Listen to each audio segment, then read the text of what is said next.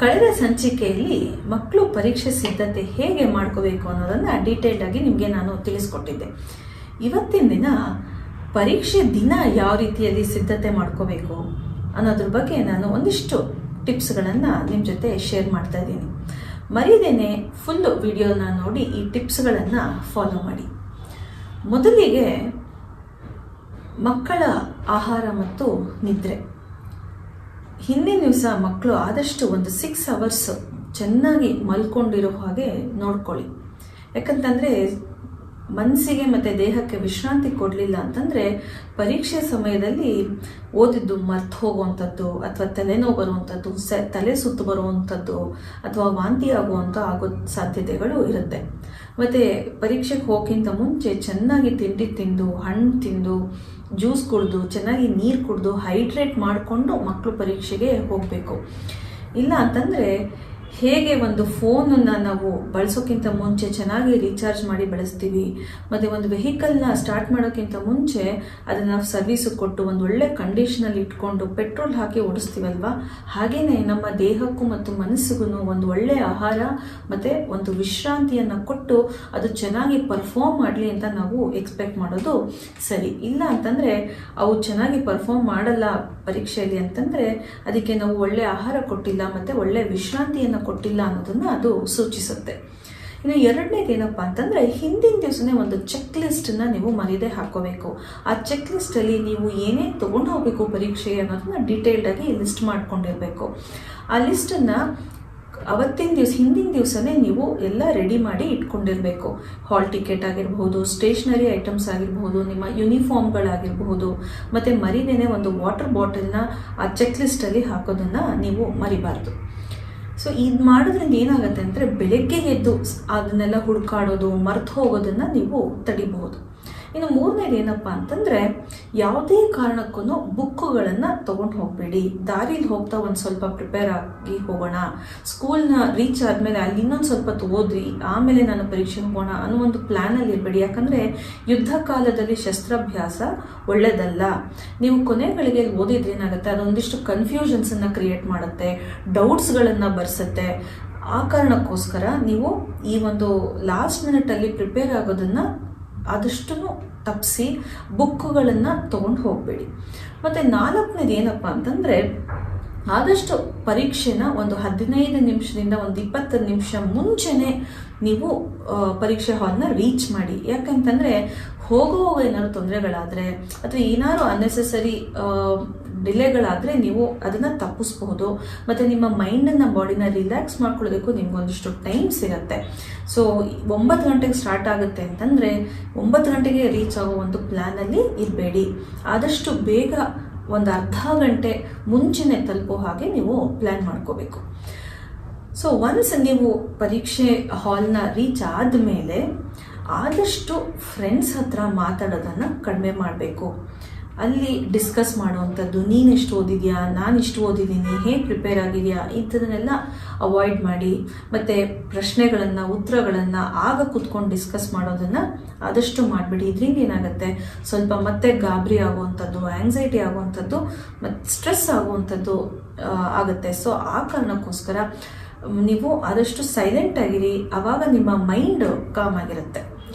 ಮತ್ತು ಒನ್ಸ್ ನೀವು ಪರೀಕ್ಷೆ ಹಾಲಲ್ಲಿ ಹೋಗಿ ಕೂತ್ಕೊಂಡಾಗ ಒಂದು 5 ನಿಮಿಷ ಕಣ್ಣು ಮುಚ್ಕೊಂಡು ಕೂತ್ಕೊಂಡು ನಿಮ್ಮ ಬಾಡಿ ಮತ್ತು ನಿಮ್ಮ ಮೈಂಡ್ ಹೇಗಿದೆ ಅಂತ ನೀವು ಅಬ್ಸರ್ವ್ ಮಾಡಿ ನಿಮ್ಗೆ ಎಲ್ಲೆಲ್ಲಿ ದೇಹದಲ್ಲಿ ಒಂಥರ ಮಸಲ್ಸ್ ಟೈಟ್ ಆಗಿದೆ, ಹಿಡ್ಕೊಂಡಿದೆಯೋ ಅಂತ ಅನಿಸುತ್ತೋ ಅದನ್ನೆಲ್ಲ ರಿಲೀಸ್ ಮಾಡೋದಕ್ಕೆ ಟ್ರೈ ಮಾಡಿ. ಹೇಗೆ ಮಾಡಬೇಕು ಅಂತಂದರೆ ನೀವು ಫಸ್ಟು ನೆಕ್ಕನ್ನು ಕ್ಲಾಕ್ ವೈಸು ಮತ್ತು ಆ್ಯಂಟಿ ಕ್ಲಾಕ್ ವೈಸು ರೊಟೇಟ್ ಮಾಡಬೇಕು.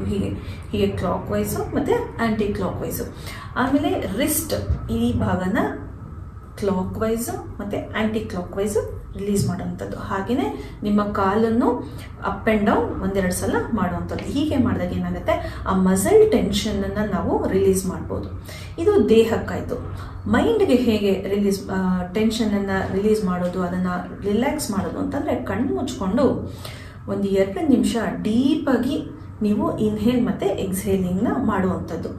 ಹೀಗೆ ಮಾಡೋದ್ರಿಂದ ಏನಾಗುತ್ತೆ ಅಂದರೆ ನಿಮ್ಮ ಗಮನ ಉಸಿರಾಟದ ಕಡೆ ಹೋದಾಗ ನಿಮ್ಮ ಒಂದು ಆಂಗ್ಸೈಟಿ ಮತ್ತು ಸ್ಟ್ರೆಸ್ಸು ಕಡಿಮೆ ಆಗುತ್ತೆ. ಸೊ ಇಷ್ಟು ಮಾಡಬೇಕು. ಇದಾದ ನಂತರ ಒಂದು ಪಾಸಿಟಿವ್ ಸೆಲ್ಫ್ ಟಾಕನ್ನು ನೀವು ಮರಿದೇ ಮಾಡಬೇಕು. ಏನಪ್ಪ ಈ ಪಾಸಿಟಿವ್ ಸೆಲ್ಫ್ ಟಾಕ್ ಅಂದರೆ, ನಿಮಗೆ ನೀವೇ ಪಾಸಿಟಿವ್ ಆಗಿ ಮಾತಾಡ್ಕೊಳ್ಳೋವಂಥದ್ದು. ಹೇಗೆ ಅಂದರೆ, ನಾನು I will do my best today, ನನ್ನ ಪ್ರಿಪ್ರೇಷನ್ ಹೇಗೆ ಮಾಡ್ಕೊಂಡಿದ್ದೀನಿ, ನಾನು ಏನೇನು ಓದಿದ್ದೀನಿ ಅದನ್ನು ಅಚ್ಚುಕಟ್ಟಾಗಿ ಮರಿದೇ ಚೆನ್ನಾಗಿ ಬರಿತೀನಿ. ಅಕಸ್ಮಾತಾಗಿ ನಾನು ಏನಾದ್ರು ಮರೆತರೆ ಆದಷ್ಟು ಅದನ್ನು ರಿಕಾಲ್ ಮಾಡಿಕೊಂಡು ಬರೆಯೋದಕ್ಕೆ ಟ್ರೈ ಮಾಡ್ತೀನಿ. ನನಗೆ ನೆನಪು ಬರಲಿಲ್ಲ ಅಂದರೆ ಇಟ್ಸ್ ಓಕೆ, ಅಥವಾ ಏನಾದ್ರು ಮಿಸ್ಟೇಕ್ ಮಾಡಿದ್ರು ಇಟ್ಸ್ ಓಕೆ, ನೆಕ್ಸ್ಟ್ ಟೈಮನ್ನು ಚೆನ್ನಾಗಿ ಮಾಡ್ತೀನಿ. ಮತ್ತು ಯಾವುದೇ ಕಾರಣಕ್ಕೆ ನಾನು ಬೇರೆಯವ್ರ ಜೊತೆ ಕಾಂಪೀಟ್ ಮಾಡ್ಕೊಳ್ಳೋದಕ್ಕಾಗಲಿ, ಬೇರೆಯವ್ರ ಜೊತೆ ಕಂಪೇರ್ ಮಾಡ್ಕೊಳ್ಳೋದಕ್ಕಾಗಲಿ ನಾನು ಎಕ್ಸಾಮ್ ಬರೀತಾ ಇಲ್ಲ. ನನ್ನ ಭವಿಷ್ಯಕ್ಕೋಸ್ಕರ ನಾನು ಈ ಎಕ್ಸಾಮ್ನ ಬರೀತಾ ಇರೋವಂಥದ್ದು. So I will give my best today ಅಂತ ಹೇಳಿ ನೀವು ಪರೀಕ್ಷೆಯನ್ನು ಪ್ರಾರಂಭ ಮಾಡುವಂಥದ್ದು. ಈ ರೀತಿ ಮಾಡೋದ್ರಿಂದ ಏನಾಗುತ್ತೆ, ನಿಮ್ಮ ಮನಸ್ಥಿತಿ ಒಂಥರ ತಿಳಿಯಾಗುತ್ತೆ, ಕಾನ್ಫಿಡೆನ್ಸ್ ಬರುತ್ತೆ, ಧೈರ್ಯ ಬರುತ್ತೆ. ಈ ಒಂದು ಫೌಂಡೇಶನ್ನಿಂದ ನೀವು ಚೆನ್ನಾಗಿ ಪರೀಕ್ಷೆಯನ್ನು ಬರಿಬೋದು. ಇದಾದ ನಂತರ ನಿಮಗೆ ಪರೀಕ್ಷೆ ಪೇಪರು ಸಿಗುತ್ತೆ, ಕ್ವೆಶ್ಚನ್ ಪೇಪರ್ ಸಿಗುವಂಥದ್ದು. ಒಬ್ರೊಬ್ರಿಗೆ ಕ್ವೆಶ್ಚನ್ ಪೇಪರ್ ನೋಡಿದ ತಕ್ಷಣವೇ ಟೆನ್ಷನ್ ಆಗಿಬಿಡುತ್ತೆ, ನರ್ವಸ್ ಆಗಿಬಿಡ್ತಾರೆ, ಬ್ಲ್ಯಾಂಕ್ ಔಟ್ ಆಗ್ತಾರೆ. ಸೊ ಇಂಥ ಮಕ್ಕಳು ಯಾವುದೇ ಕಾರಣಕ್ಕೂ ಸಂಪೂರ್ಣವಾಗಿ ಪರೀಕ್ಷೆ ಒಂದು ಕ್ವೆಶ್ಚನ್ ಪೇಪರ್ನ ನೋಡಬೇಡಿ. ಮೊದಲನೇ ಸೆಕ್ಷನ್ ಏನಿರುತ್ತೆ ಅದನ್ನು ನೋಡಿ ನೀವು ಉತ್ತರ ಕೊಡೋದಕ್ಕೆ ಸ್ಟಾರ್ಟ್ ಮಾಡಿ. ಇನ್ನೊಬ್ಬರು ಮಕ್ಕಳಿಗೆ ಪರೀಕ್ಷೆ ಕ್ವೆಶ್ಚನ್ ಪೇಪರ್ ಫುಲ್ ನೋಡಲಿಲ್ಲ ಅಂತಂದರೆ ಸ್ಟಾರ್ಟ್ ಮಾಡೋದಕ್ಕೆ ಆಗಲ್ಲ. ಅಂಥ ಮಕ್ಕಳು ಸಂಪೂರ್ಣವಾಗಿ ಒಂದ್ಸಲಿ ನೋಡಿ ಯಾವುದಕ್ಕೆ ಎಷ್ಟೆಷ್ಟು ಟೈಮ್ ಕೊಡಬೇಕು, ಯಾವುದನ್ನು ಫಸ್ಟ್ ನಾನು ಸ್ಟಾರ್ಟ್ ಮಾಡಬೇಕು ಅಂತ ಒಂದು ಪ್ಲ್ಯಾನ್ ಮಾಡಿಕೊಂಡು ನೀವು ಬರೀಬಹುದು. ಇದೆಲ್ಲ ಆದಮೇಲೆ ಪರೀಕ್ಷೆ ನೀವು ಉತ್ತರ ಕೊಡೋದಕ್ಕೆ ಸ್ಟಾರ್ಟ್ ಮಾಡ್ತೀರಾ. ಅಂಥ ಟೈಮಲ್ಲಿ ರಿಸಲ್ಟ್ಸ್ ಬಗ್ಗೆ ಯೋಚನೆ ಮಾಡೋದು, ಮಾರ್ಕ್ಸ್ ಬಗ್ಗೆ ಯೋಚನೆ ಮಾಡೋದು, ಇಲ್ಲ ಅಕ್ಕಪಕ್ಕ ಯಾರ್ಯಾರು ಏನೇನು ಮಾಡ್ತಿದ್ದಾರೆ, ಯಾರು ಹೇಗೆ ಬರೀತಾ ಇದ್ದಾರೆ, ಎಷ್ಟು ಪೇಪರ್ ತೊಗೊಳ್ತಾ ಇದ್ದಾರೆ ಅಂತ ನೋಡ್ಕೊಂಡು ಕೂತ್ಕೊಳ್ಳೋದನ್ನು ಆದಷ್ಟು ಅವಾಯ್ಡ್ ಮಾಡಿ. ಈ ಥರ ಮಾಡೋದ್ರಿಂದ ಏನಾಗುತ್ತೆ ಅಂತಂದರೆ ನಿಮ್ಮಲ್ಲಿ ಮತ್ತೆ ಆ ಒಂದು ಸ್ಟ್ರೆಸ್ಸು ಮತ್ತು ಆ ಫೋಕಸ್ ಹೊರಟೋಗ್ಬಿಡುತ್ತೆ. ಸೊ ಆದಷ್ಟು ನಿಮ್ಮ ಉತ್ತರ, ನಿಮ್ಮ ಒಂದು ಪರ್ಫಾರ್ಮೆನ್ಸ್ ಇದೆ ಅದ್ರ ಕಡೆ ಗಮನ ಕೊಟ್ಟು ನೀವು ಪರೀಕ್ಷೆಯನ್ನು ಬರಿಬೇಕು. ಇನ್ನು ಬರಿತಾ ಇರುವಾಗ ಏನಾಗ್ಬಿಡುತ್ತೆ ಅಂದರೆ ಕೆಲವೊಮ್ಮೆ ಮರ್ತು ಹೋಗ್ಬಿಡುತ್ತೆ, ಏನು ಮಾಡಿದ್ರು ಅದು ರಿಕಾಲ್ ಮಾಡ್ಕೊಳ್ಳೋದಕ್ಕೆ ಸಾಧ್ಯ ಆಗ್ತಿರಲ್ಲ. ಸೊ ಅಂಥ ಸಂದರ್ಭದಲ್ಲಿ ನೀವು ಏನು ಮಾಡಬೇಕು ಅಂತಂದರೆ, ಅಲ್ಲಿ ಟೈಮ್ ವೇಸ್ಟ್ ಮಾಡಿಬಿಡಿ ರಿಕಾಲ್ ಮಾಡ್ಕೊಳ್ಳೋದಕ್ಕೆ. ಅಂಥ ಪ್ರಶ್ನೆಗಳನ್ನು ಕೊನೆಗೆ ಇಟ್ಬಿಡಿ. ಕೊನೆಗೆ ನೀವು ರಿಕಾಲ್ ಮಾಡ್ಕೊಳ್ಳೋದಕ್ಕೆ ಅದಕ್ಕೆ ಒಂದಿಷ್ಟು ಟೈಮ್ನ ಕೊಡಿ. ಏನು ಬರುತ್ತೋ, ಏನು ನೆನಪಿರುತ್ತೋ ಅದನ್ನು ನೀವು ಬರಿಬೇಕು. ಇನ್ನು ಕೊನೆಗೆ ಆ ಒಂದು ಸಂದರ್ಭ ಬರುತ್ತೆ ನೆನ್ಪು ಮಾಡ್ಕೊಳ್ಳೋದಕ್ಕೆ, ಯಾವ ಪ್ರಶ್ನೆ ನಿಮ್ಗೆ ಉತ್ತರ ಮರ್ತಿರ್ತಿರೋ. ಸೊ ಇಂಥ ಉತ್ತರನ ನೀವು ಫಸ್ಟು ನೆನ್ಪು ಮಾಡ್ಕೋಬೇಕು ಅಂತಂದರೆ ನೀವೊಂದು ಟೆಕ್ನಿಕ್ನ ಫಾಲೋ ಮಾಡಬೇಕು. ಏನಂತಂದರೆ, ಕಣ್ಣು ಮುಚ್ಕೊಂಡು 1-2 ನಿಮಿಷ ಕೂತ್ಕೊಂಡು ಡೀಪ್ ಇನ್ಹೇಲ್ ಮತ್ತು ಎಕ್ಸ್ಹೇಲ್ ಮಾಡಬೇಕು. ಈ ಡೀಪ್ ಇನ್ಹೇಲ್ ಎಕ್ಸ್ಹೇಲ್ ಮಾಡೋದ್ರಿಂದ ಏನಾಗುತ್ತೆ ಅಂತಂದರೆ, ನಿಮ್ಮ ಯೋಚನೆಗಳು ಒಂದು ಚಾನಲೈಸ್ ಆಗುತ್ತೆ, ಥಾಟ್ಸ್ ಚಾನಲೈಸ್ ಆಗುತ್ತೆ. ಹೇಗೆ ಟ್ರಾಫಿಕ್ ಜಾಮಲ್ಲಿ ಜಾಮ್ ಆಗಿ ವೆಹಿಕಲ್ಸ್ ಎಲ್ಲ ಜಾಮ್ ಆಗಿಬಿಟ್ಟಿರುತ್ತೋ ಹಾಗೆ ನಿಮ್ಮ ಥಾಟ್ಸ್ಗಳೆಲ್ಲ ಜಾಮ್ ಆಗಿಬಿಟ್ಟಿರುತ್ತೆ.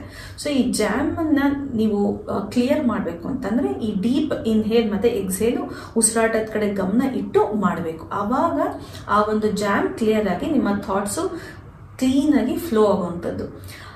ಆವಾಗ ಏನು ಮಾಡಬೇಕು ಅಂತಂದರೆ, ನಿಮ್ಮ ಪ್ರಿಪ್ರೇಷನ್ ಟೈಮ್ ಹೇಗಿತ್ತು, ಎಲ್ಲಿ ಕುತ್ಕೊಂಡು ಓದಿದ್ರಿ, ಯಾವ ಟೈಮಲ್ಲಿ ನೀವು ಓದ್ತಾ ಇದ್ರಿ, ಮತ್ತು ಆ ಪುಸ್ತಕ ಹೇಗಿತ್ತು, ಕಲರ್ ಹೇಗಿತ್ತು, ಲೆಫ್ಟ್ ಸೈಡಲ್ಲಿತ್ತಾ ರೈಟ್ ಸೈಡಲ್ಲಿತ್ತಾ, ಪೇಪರ್ ಟೆಕ್ಸ್ಚರ್ ಹೇಗಿತ್ತು, ಇದನ್ನೆಲ್ಲ ರಿಕಾಲ್ ಮಾಡ್ಕೊಳ್ಳೋದಕ್ಕೆ ಟ್ರೈ ಮಾಡಿ. ಈ ಥರ ಮಾಡಿದಾಗ ಏನಾಗುತ್ತೆ, 100% ನೀವು ರಿಕಾಲ್ ಮಾಡ್ಕೊಳ್ಳೋದಕ್ಕೆ ಅಲ್ಲಿ ಚಾನ್ಸ್ ಇರುತ್ತೆ. ಸೊ ಈ ಒಂದು ಟೆಕ್ನಿಕ್ನ ಫಾಲೋ ಮಾಡಿ ನೀವು ಮರ್ತು ಹೋಗಿದ್ದನ್ನು ನೀವು ನೆನಪು ಮಾಡಿಕೊಂಡು ಬರಿಬೋದು. ಇದೆಲ್ಲ ಆಯ್ತಪ್ಪ ಅಂತಂದರೆ ಕೊನೆಗೆ ಏನು ಮಾಡಬೇಕು ಅಂದರೆ, ಇನ್ನೇನು ಪರೀಕ್ಷೆ ಮುಗಿಯುತ್ತೆ ಅನ್ನೋವಾಗ ಒಂದು 1/4 ಗಂಟೆ ಮುಂಚೆ, ಅಂದರೆ ಒಂದು 10-15 ನಿಮಿಷಕ್ಕಿಂತ ಮುಂಚೆನೇ ಆದಷ್ಟು ನೀವು ಮುಗಿಸೋದಕ್ಕೆ ಪ್ರಯತ್ನ ಪಡಿ. ಈ ಒಂದು 10-15 ನಿಮಿಷದಲ್ಲಿ ನೀವು ಏನು ಮಾಡಬೇಕು ಅಂತಂದರೆ, ಫುಲ್ಲು ಆ ಪೇಪರ್ ಏನು ಬರೆದಿದ್ದೀರೋ ಅದನ್ನು ರಿವಿಸಿಟ್ ಮಾಡಿ. ಏನಾದ್ರು ಮಿಸ್ಟೇಕ್ಸ್ ಇದ್ದರೆ ಅದನ್ನ ನೀವು ಕರೆಕ್ಟ್ ಮಾಡ್ಕೊಳ್ಳೋದಕ್ಕೆ ನಿಮಗೆ ಒಂದು ಅವಕಾಶ ಸಿಗುತ್ತೆ. ಜೊತೆಗೆ ಏನೇನು ಇಂಪಾರ್ಟೆಂಟ್ ಪಾಯಿಂಟ್ಸ್ ಬರೆದಿರೋ ಅದನ್ನೆಲ್ಲ ಹೈಲೈಟ್ ಮಾಡಿ ನೀವು ಸಬ್ಮಿಟ್ ಮಾಡುವಂಥದ್ದು. ಸೊ ಇಷ್ಟು ಮಾಡಿದ್ರೆ ಸಾಕು. ನೀವು ಖಂಡಿತವಾಗ್ಲೂ ಯಾವುದೇ ಕಾರಣಕ್ಕೂ ನೀವು ಓದಿರೋದನ್ನು ಮರಿದೇನೆ, ಯಾವುದೇ ಒಂದು ಗಾಬರಿ ಇಲ್ಲದೆ, ಆತಂಕ ಇಲ್ಲದೆ, ಧೈರ್ಯವಾಗಿ ಕಾನ್ಫಿಡೆಂಟಿಂದ ನೀವು ಎಕ್ಸಾಮನ್ನು ಬರಿಬಹುದು. ನೋಡಿದ್ರಾ, ಇಷ್ಟು ಸುಲಭವಾಗಿದೆ ಈ ಟಿಪ್ಸ್ಗಳು.